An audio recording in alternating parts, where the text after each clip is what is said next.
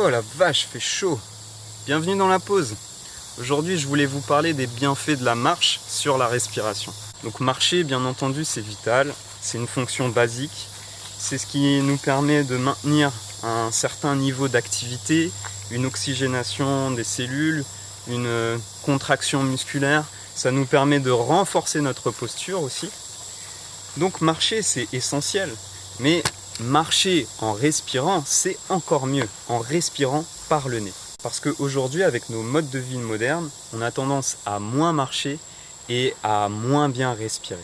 Donc l'idée, c'est de trouver des astuces pour profiter de chaque opportunité de rajouter de la marche dans son quotidien. Et c'est ce que je vais vous partager. Donc une première astuce, je suis en train de la mettre en pratique, c'est de marcher en, par exemple, téléphonant ou en créant une vidéo. Donc en fait, c'est l'idée de joindre l'utile à l'agréable. Tu peux aussi en profiter pour écouter un podcast, pour écouter de la musique, faire quelque chose d'agréable et cumuler avec cette habitude, ça va permettre de mieux l'ancrer. Tu peux aussi en profiter pour te balader en nature, c'est toujours ressourçant et de mon expérience, jamais j'ai regretté une balade. Plein de fois, tu vois, j'ai eu la flemme de me lever pour aller me balader, mais chaque fois que j'ai dépassé ça, je ne l'ai jamais regretté. T'es pas là à regretter en mode « Oh, j'aurais pas dû me balader en nature, j'aurais pas dû aller en forêt, je me sens tellement mieux après, oh, c'est chiant. » Non. Donc après aussi, dans l'idée, c'est de prendre le temps de le faire. Et l'idée, c'est que quand on va d'un point A à un point B, on cherche souvent le chemin le plus rapide.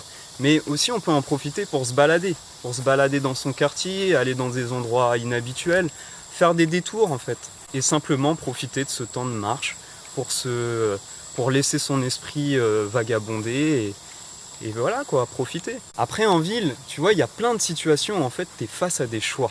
Et ces choix-là, c'est à toi de faire les bons. Quand tu vois l'escalator ou l'escalier, c'est à toi de choisir l'escalier pour être plus actif, tu vois. Tu peux te concentrer comme ça sur toutes les petites décisions que tu peux prendre pour plus marcher. Tu peux aller faire tes courses à pied.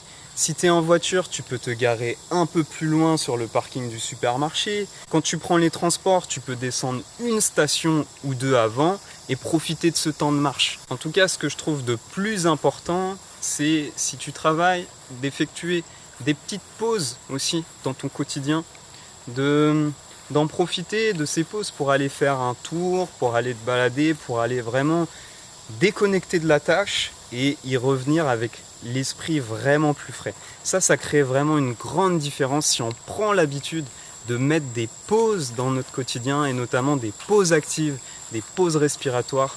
C'est vraiment ce qui va créer un grand changement dans notre vie. Ça va changer notre rythme en fait. Notre rythme biologique va pouvoir s'adapter au mieux à toutes les exigences de notre quotidien. Si vous avez d'autres idées pour être plus actif dans vos journées, n'hésitez pas à les partager. Je suis toujours preneur de bonnes astuces comme ça.